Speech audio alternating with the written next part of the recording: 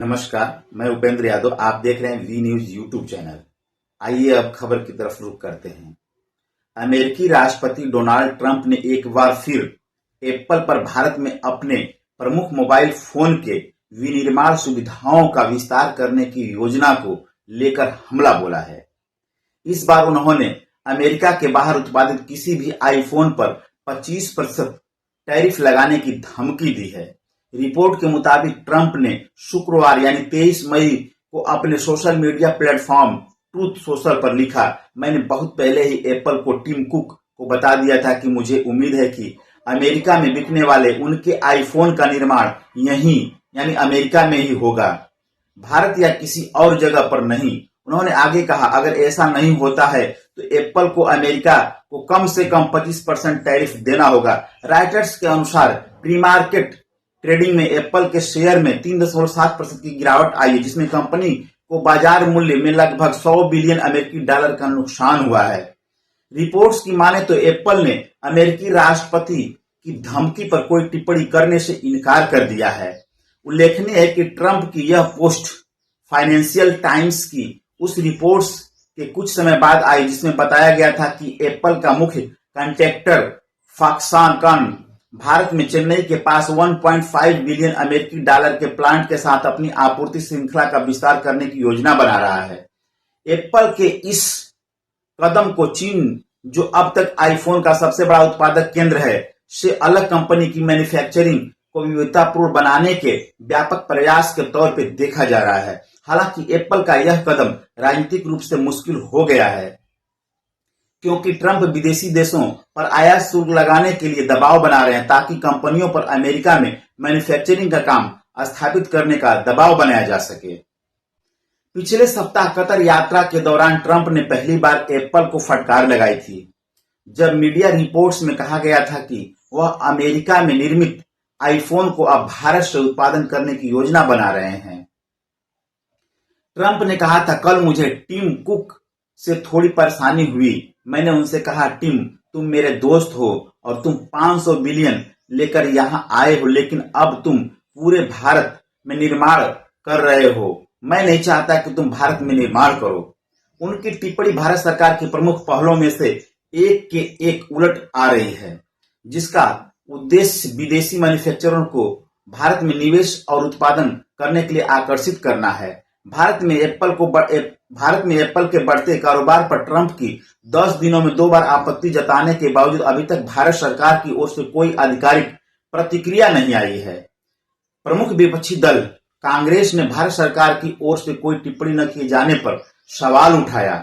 कांग्रेस ने एक्स पर लिखा, यह भारत के निवेश पर सीधा हमला है। क्या नरेंद्र मोदी इस बयान की निंदा करेंगे? ट्रंप लगातार ऐसे बयान दे रहे हैं जिनका जवाब मोदी सरकार को देना चाहिए, लेकिन मोदी सरकार चुप है। आखिर इस चुप्पी के पीछे क्या कारण है?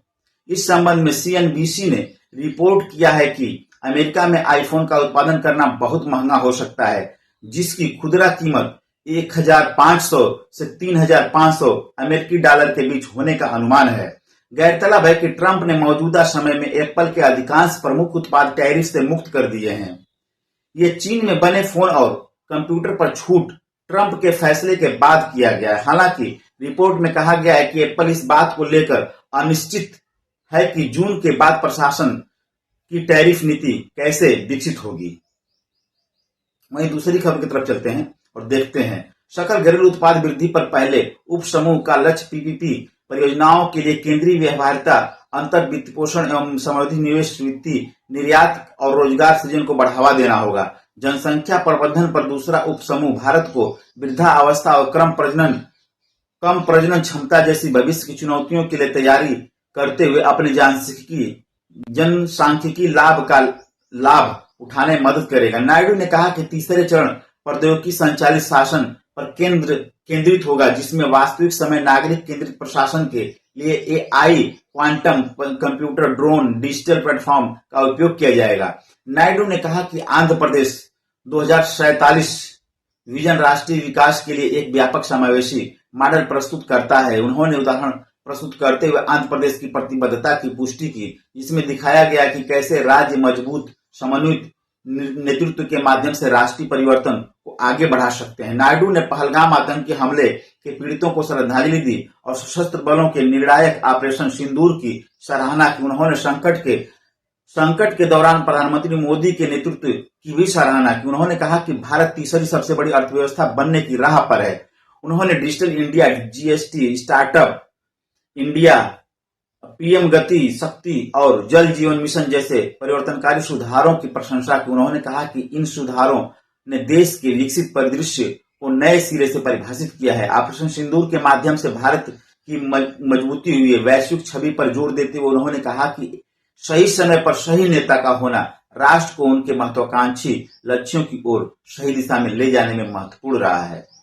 नायडू ने कहा उनका राज्य 2047 तक विकसित भारत के राष्ट्रीय आकांक्षा में महत्वपूर्ण योगदान देने के लिए प्रतिबद्ध है, जो उच्च गुणवत्ता वाले बुनियादी ढांचे, समान विकास और सशक्त नागरिकों द्वारा चिन्हित $30 ट्रिलियन की अर्थव्यवस्था होगी।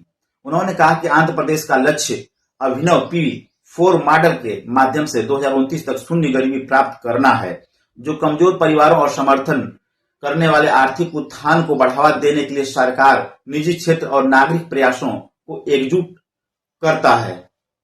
पारिवारिक लाभ प्रबंधन प्रणाली घर घर के कल्याण लाभों को डिजिटल रूप से ट्रैक करती है, जिससे पारदर्शिता और समावेशन सुनिश्चित होता है।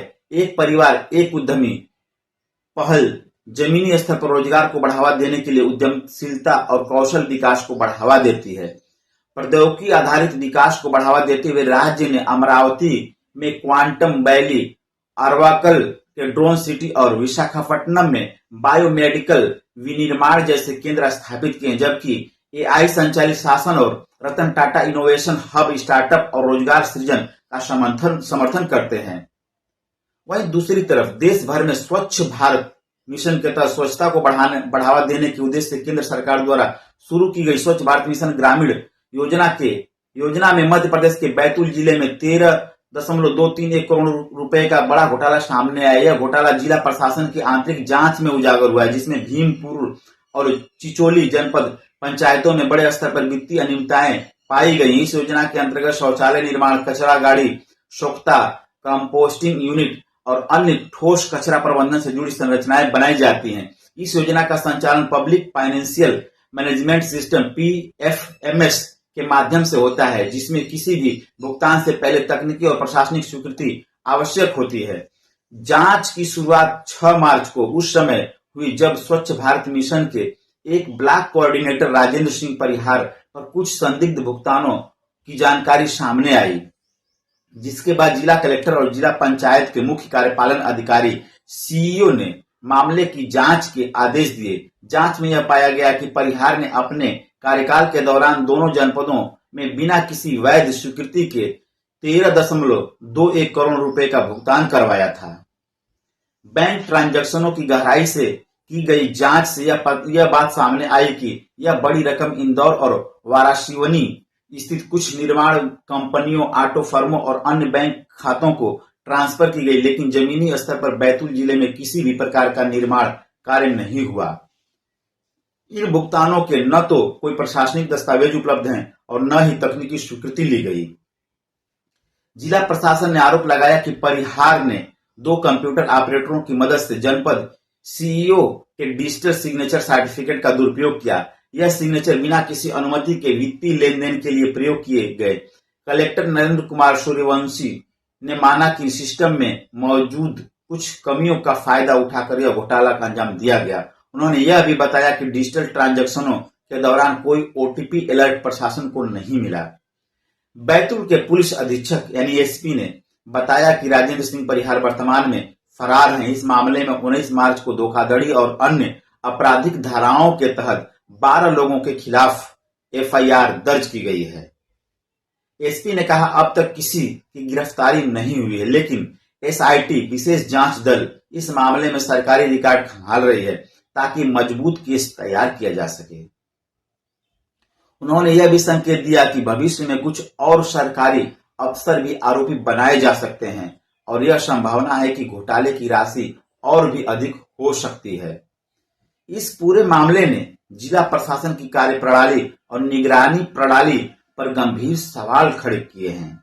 जिस प्रकार डिजिटल सिग्नेचर के बिना किसी चेतावनी या सत्यापन के उपयोग की बात सामने आई है, उससे स्पष्ट है कि सिस्टम में तकनीकी निगरानी की सख्त जरूरत है। यह मामला न केवल भ्रष्टाचार का उदाहरण है, बल्कि यह भी दर्शाता है कि सरकारी योजनाओं के नाम पर किस तरह आमजन के पैसे का दुरुपयोग हो रहा है। सरकार को न केवल इस मामले में दोषियों के खिलाफ कड़ी कार्रवाई करनी चाहिए, बल्कि भविष्य में ऐसी घटनाओं की पुनरावृत्ति रोकने के लिए तकनीकी और प्रशासनिक सुधार की भी आवश्यकता है। स्वच्छ भारत मिशन, जो देश की छवि सुधारने और ग्रामीण इलाकों में स्वच्छता लाने की दिशा में एक क्रांतिकारी पहल रही है, अब भ्रष्टाचार के इस मामले से कलंकित हो गई है। इस घोटाले ने यह सोचने पर मजबूर कर दिया है कि क्या जमीनी स्तर पर इन योजनाओं का लाभ वास्तव में जनता तक पहुंच पा रहा है, या यह सब कुछ महज एक आंकड़ों का खेल बनकर रह गया है। सरकार और जांच एजेंसियों को इस मामले को एक मिसाल बनाते हुए दोषियों को जल्द से जल्द न्याय के कटघरे में लाना होगा।